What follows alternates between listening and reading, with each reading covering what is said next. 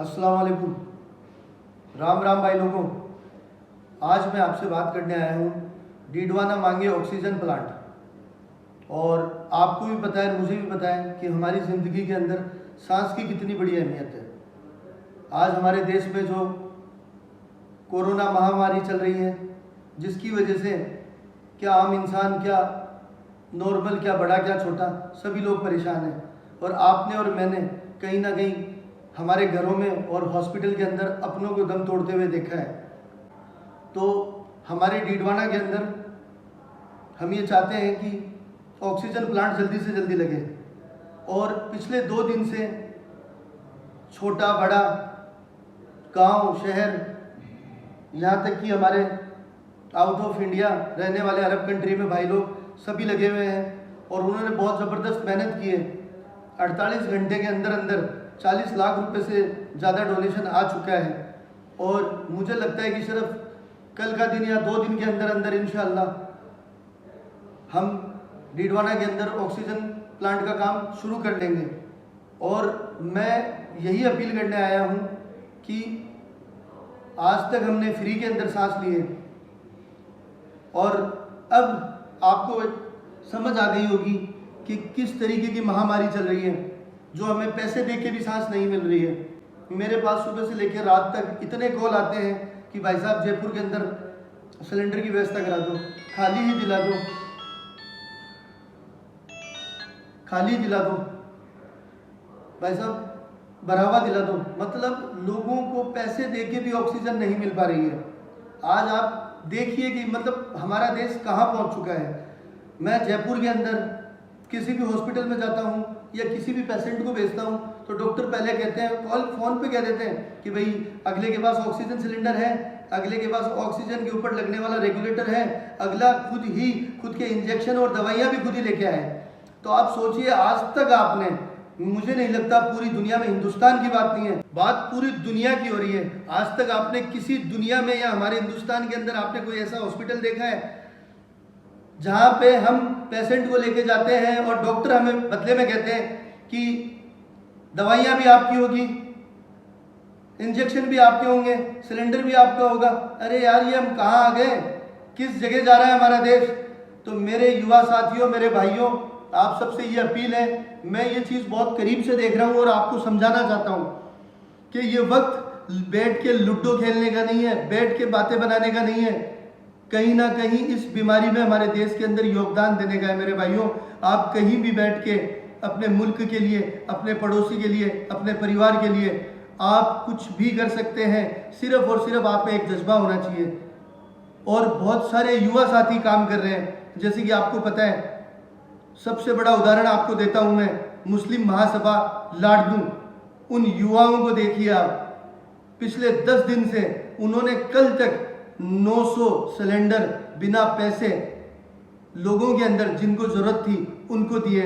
एक मैं जयपुर बैठा हुआ उनको एक कॉल करता हूं, मेरे कॉल के ऊपर वो सिलेंडर दे देते हैं। कितनी बड़ी बात है। वो नहीं पूछते हैं कि ये कौन सी जात का है, ये कौन सी कौम का है, बस वो सेवा करने में लगे हुए हैं। उसी तरीके से डीडवाना में लगे हुए हैं, उसी तरीके से जयपुर में लगे हुए हैं, हर जगह। लेकिन ये चीज़ बहुत कम है, ठीक है। फालतू बैठने वाले और नेगेटिव बात करने वाले ज़्यादा हैं। तो मेरे भाइयों, वक्त आ चुका है कि हमें एक दूसरे की मदद करनी होगी। खास करके अपनों को कहो, घर पे रहो। मैं आज आपको कह रहा हूँ कि जो भी इस वीडियो को देख रहा है ना, मैं नाम नहीं ले रहा, वो खुद पे लेके एक छोटी सी बात देखिए। मैं आपको बोल रहा हूँ, आपकी खुद की बहुत बड़ी गलतफहमी होगी कि मेरी इतनी जानकारी है, मैं ऐसे कॉल करूँ तो इतने आदमी इकट्ठे कर लूँ, मैं ऐसे कॉल करूँ तो वहाँ पे बेड मिल जाए। तो मेरे भाई, एक बार जिस पे आपको सबसे ज़्यादा भरोसा है ना, आप उसको कॉल करो और बोलो कि मुझे खाली सिलेंडर चाहिए। क्या जवाब मिलता है? मैं भी यही हूँ और आप भी यही हो। उसको कॉल करो, मेरे पास खाली सिलेंडर है, मुझे भरवा के दे देगा क्या? तब भी पता लग जाएगा कि आपके अंदर कितना सामान है, कितना आपके अंदर, वो कहते हैं ना, गुर्दा है, अपने आप पता चल जाएगा। और सबसे बड़ी चीज़, उस सिलेंडर के ऊपर एक जो लगाते हैं ना पण, उसको पैरामीटर बोलते हैं और उसको देसी भाषा के अंदर रेगुलेटर बोलते हैं। आप वो रेगुलेटर ही खरीद के दिखा दो, आप वो रेगुलेटर ढूंढ के दिखा दो। और अभी तो आज की स्थिति में मेरे पास, हमारे सत्यावनी से 10 से 11 कॉल आ चुके हैं, जयपुर से कॉल आ रहे हैं, और मैं जहाँ तक कॉल कर रहा हूँ सब मना कर रहे हैं, नहीं है, नहीं है, नहीं है। तो आप ये चीज़ करके देख लो, अपने आप आपको पता लग जाएगा कि आप कितने पानी के अंदर हो और कितने ज़मीन के अंदर हो। और ये चीज़ अभी तो धीरे धीरे गांव में फैल रही है, जब आपके घर में फैलेगी ना तब आपके समझ में आएगी। आज खाली सिलेंडर नहीं मिल रहे हैं, लोग कॉल कर रहे हैं लेकिन खाली सिलेंडर, लोग पैसे देने के लिए तैयार है लेकिन खाली सिलेंडर नहीं मिल रहे। तो आप देखो कि हम कहाँ आके खड़े हो चुके हैं। अभी भी कोई ये चीज़ मजाक में मत लो, बाहर मत निकलो, फ़ोन पे सारे काम हो सकते हैं, ग्रुप बनाओ, एक दूसरे की मदद करो। और बात मदद करने की है ना, तो सऊदी में बैठे हुए हमारे भाइयों ने, जो टीम है KKYB, उन्होंने क्या किया है पता है आपको, कि टीडवाना के अंदर जो प्लांट लगेगा उसका 25% हम देंगे। आप सोच के देखना, अगर 2 करोड़ रुपए में लगता है तो 50 लाख रुपए वो दे रहे हैं। उनके घर बार नहीं है, वो वहाँ बैठ के कितना बड़ा सहयोग कर रहे हैं। लाडनू वाले जो युवा हैं वो पूरी रात कभी बीकानेर जाते हैं, कभी जयपुर जाते हैं, रास्ते में सैरी करते हैं। वो किसके लिए कर रहे हैं? खुद के लिए नहीं कर रहे हैं। मुझे नहीं लगता उनमें से अभी तक एक को भी उनके घर में जरूरत पड़ी होगी, नहीं, उन्होंने मेरे और आपके लिए किया है ये सब कुछ। तो मेरे भाइयों, घर पे रहो, ज़्यादा से ज़्यादा काम करो। और एक बार फिर कह रहा हूँ, खुद को आजमा के देख लेना, कुछ नहीं मिल रहा है, सबने हाथ खड़े कर दिए हैं, हमें खुद को करना पड़ेगा, एक दूसरे की मदद। और खासकर घर रहो, खुद को 10 से 15 दिन तक अंदर रखो। और जहाँ तक हो, जिसके जितने संपर्क हैं उनसे बात करो, एक दूसरे की मदद करने की कोशिश करो। और सबसे बड़ी चीज़, आज सांस लेने के पैसे लग रहे हैं, ठीक है, तभी मैं ये वीडियो बनाने आया हूँ कि हमारे डीडवाना के अंदर ऑक्सीजन का प्लांट लग जाए।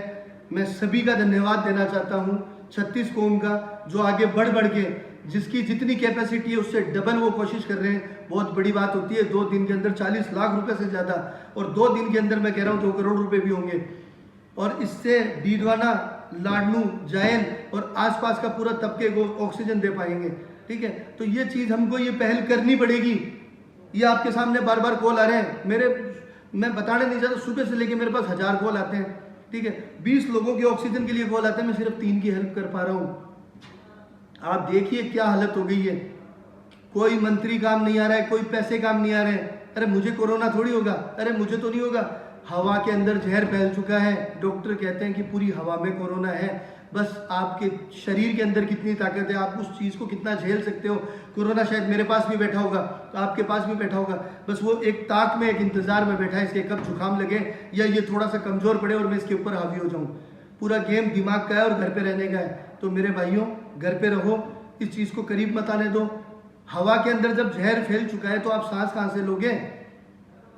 तो मेरा बस यही कहने का आपको मतलब है कि कैसे भी करके आप इस डीडवाना ऑक्सीजन प्लांट के अंदर जितनी हो सके मदद कीजिए और घर रहिए, और जितना भी हो एक दूसरे की मदद करने की कोशिश कीजिए।